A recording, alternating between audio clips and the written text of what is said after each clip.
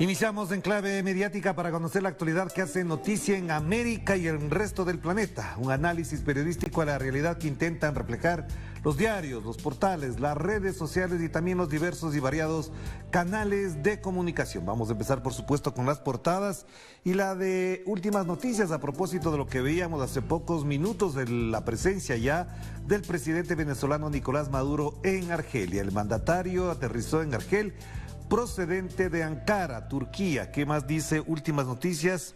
Gracias a esta patria amiga y hermana por abrirnos sus puertas, escribió en Twitter el presidente de la República tras ser recibido en el aeropuerto Ouari Boumediene por el primer ministro argelino Aymen Bendarrahmane y el embajador venezolano José Sojo. Ahí tienen ustedes la información.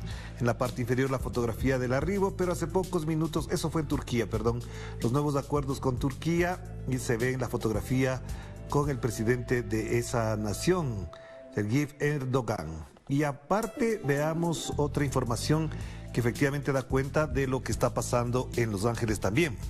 Está acá, lo destacado en la parte inferior. No debería estar en la parte inferior porque es un evento muy importante. Instalada la Cumbre de los Pueblos de Los Ángeles, en la reunión que se realiza en Los Ángeles en paralelo a la Cumbre de las Américas, que diremos siempre, ni es cumbre ni es de las Américas, participan más de 200 organizaciones sociales y sindicales estadounidenses. Aquí está. Y una denuncia que apareció en algunos medios es de Estados Unidos compra petróleo ruso en secreto. ¿Qué más dice últimas noticias? Los gringos adquieren el crudo de Rusia a través de la India, del país de la India. Ahí tienen ustedes. Esto porque efectivamente es una doble forma de actuar. Dicen que le bloquean, pero necesitan de su petróleo. Para no tener que violar su propia palabra, lo hacen a través de otros países. Pasamos. Granma, a propósito efectivamente de lo que está ocurriendo en Los Ángeles, nuestra América no acepta la imposición de los intereses del imperialismo, dice este editorial de Granma, periódico cubano. Y abajo, sobre todo abajo, autorizar viajes grupales y remesas es otro paso limitado que no reduce la vigencia del bloqueo, como ya hemos dicho. Destaquemos esta información que es de interés para Cuba, por supuesto, pero también de interés latinoamericano por lo que implica.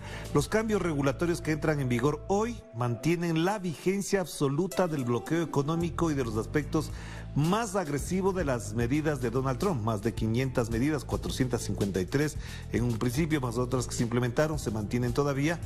Y que dice Granma, la publicación de algunas regulaciones sobre las medidas anunciadas el 16 de mayo por el gobierno de Estados Unidos con respecto a Cuba confirma el carácter extremadamente limitado de este paso, la vigencia absoluta del bloqueo económico y de los aspectos más agresivos de las medidas de Donald Trump, como se destaca ahí. Se repite en el primer párrafo lo que ya está mencionado en la sumilla de la nota, pero bueno, ahí tienen una información muy importante para que nadie se haga ilusiones de que las medidas de alivio del bloqueo son sumamente importantes y que además desatan la furia de esa comunidad cubana en Estados Unidos.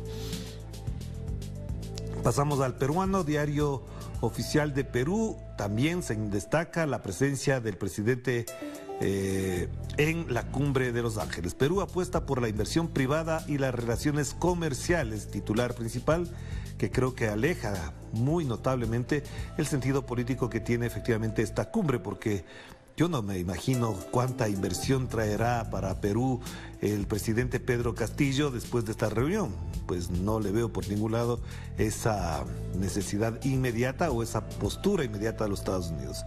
Además, el jefe de Estado peruano dice que llamó a los empresarios a considerar a nuestro país, al Perú, como un aliado estratégico en la región. En una reunión interamericana exhortó a promover iniciativas para enfrentar la crisis post-pandemia. Pues bueno, ahí la tienen a Pedro Castillo, su esposa, y también al mandatario estadounidense con su esposa también, que para algunos eso es muy importante, tomarse la foto con Joe Biden. Si es que eso les parece bueno, importante, pues sean felices con eso, porque de ese estrechón de manos no pasará Estados Unidos, les aseguro. Pasamos. Diario Expreso de Guayaquil, sobre la cumbre apenas tiene un titular que por aquí da cuenta de algo. Un plan Ecuador como el de Colombia pide el señor Guillermo Lasso Mendoza Ya veremos más adelante lo que dijo, pero un plan Ecuador como el de Plan Colombia, después de que hay organismos estadounidenses especializados en el mismo Senado estadounidense, en la Cámara de Diputados de Estados Unidos, el Plan Colombia fue criticado por su fracaso. Es decir, hablar de eso es prácticamente lo mismo que se señaló la semana pasada desde el gobierno de Guillermo Lasso Mendoza. Una guerra al narcotráfico, no lo dijo, pero se sobreentiende al estilo de Felipe Calderón en México. ¿Qué pasó? Creció el consumo, crecieron las bandas criminales, creció la trata de personas con la guerra al narcotráfico. Y ahora queremos un Plan Colombia para Ecuador. De verdad que el señor Guillermo Lasso o no lee la historia o no conoce a fondo la realidad, pero Colombia precisamente no se benefició de ese plan que costó miles de millones de dólares. En principio fueron 20.000 millones, después fueron incrementando, pero miles de millones de dólares que lo único que hicieron fue financiar, engrosar, engordar las arcas de las empresas militares y de seguridad que se instalaron en Colombia. Si eso quiere el señor Guillermo Lasso, ya sabemos para dónde va. El titular principal de un asunto tan local que no pasa para nada de la sorpresa de esta postura con respecto a la alcaldesa de Guayaquil, cuando dice que 4 frentes de la fiscalía acechan a Cynthia Viteri, la alcaldesa de Guayaquil. El diario Expreso, en la misma lógica, en el mismo relato político del gobierno contra a la ahora su opositora Cynthia Viteri, que hizo campaña por Guillermo Lasso. Pero bueno, así son las pugnas de poder. Pasamos al diario El País de España. Se ve en la fotografía principal al señor Boris Johnson en sus propios líos, no tiene ningún afán de inquietarnos, pero la fotografía está destacada por el interés europeo del tema. Pero veamos lo que dice: Argelia congela el comercio con España por el giro en el Sahara. Esto justo coincide con la presencia de hoy de Nicolás Maduro ahí.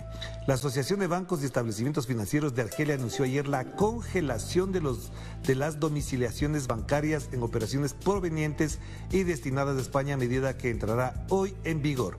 Además, la presidencia del país magrebí anunció la suspensión inmediata del acuerdo de amistad, de buena vecindad y cooperación suscrito con España en el año 2002 en respuesta al giro injustificable del gobierno de Pedro Sánchez respecto al Sahara Occidental.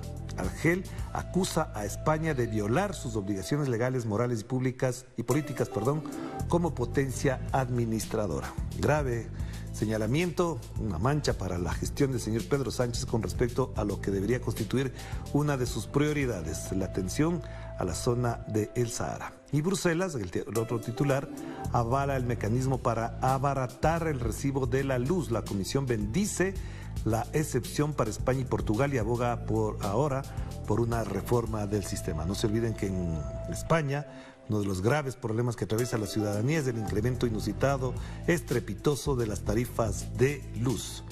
Incluso algunos jóvenes españoles saben perfectamente que ni siquiera pueden utilizar sus computadoras, sus pantallas de lo que sea, de televisión, porque el consumo de energía es muy alto. Es decir, cargar los celulares ya se constituye en un problema. Algunos, como comentan, hasta en las redes sociales salen a bares, a restaurantes a cargar tablets, computadoras, porque el consumo de luz es muy caro, muy caro. Pasamos a la portada del portal de Telesur. Grupo de Puebla denuncia las exclusiones de la 9ª Cumbre de las Américas. El Grupo de Puebla además agradeció el rol de Argentina como presidente pro tempore de la CELAC frente a la exclusión. Algunos pronunciamientos con respecto a la exclusión, pero bueno, no pasará de eso. Y acá en el costado derecho, información de interés latinoamericano. Lula da Silva buscará disminuir el hambre en Brasil. Se publicaron unas encuestas este fin de semana.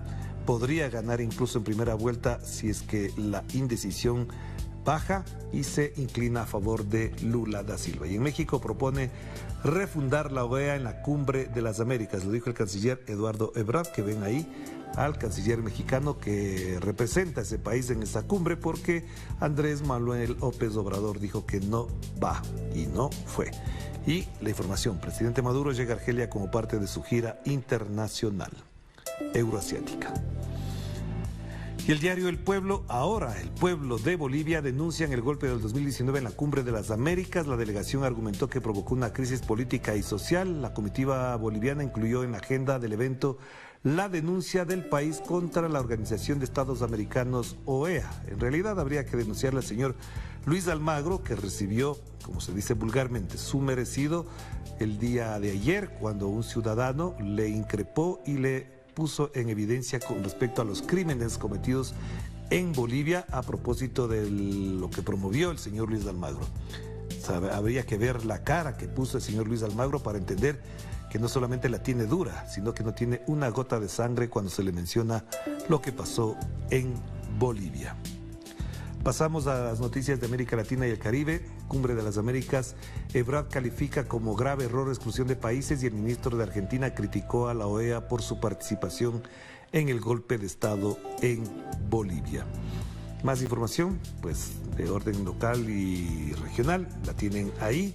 Por supuesto, el tema de Colombia llama la atención, ha bajado un poco el interés sobre el proceso electoral, pero estamos pendientes de lo que ocurra ahí. Hay encuestas, y en algunas el señor Rodolfo Hernández está bajando notablemente. Después del primer impacto, obviamente ha bajado notablemente en las encuestas.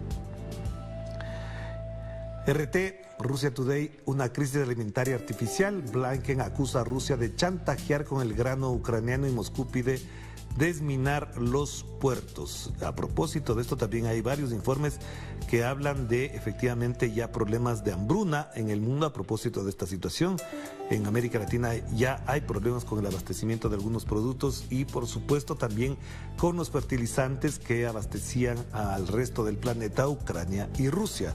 Fertilizantes que impiden, por ejemplo, una mejor productividad en el campo y en la agricultura.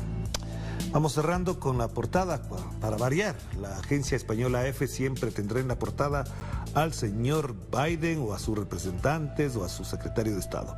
Biden llama a la unidad en una cumbre de las Américas marcada por las exclusiones.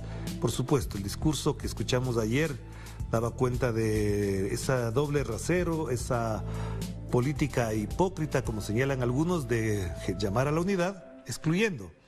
Pero de ahí no va a pasar absolutamente nada. Más información, por supuesto, aquí hay. La defensa de Áñez rebate la acusación de cofabulación de la policía y las Fuerzas Armadas en el 2019 en el juicio que se desarrolla en La Paz.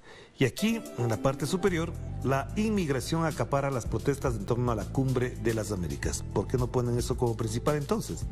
Ahí lo tendrían mejor destacado.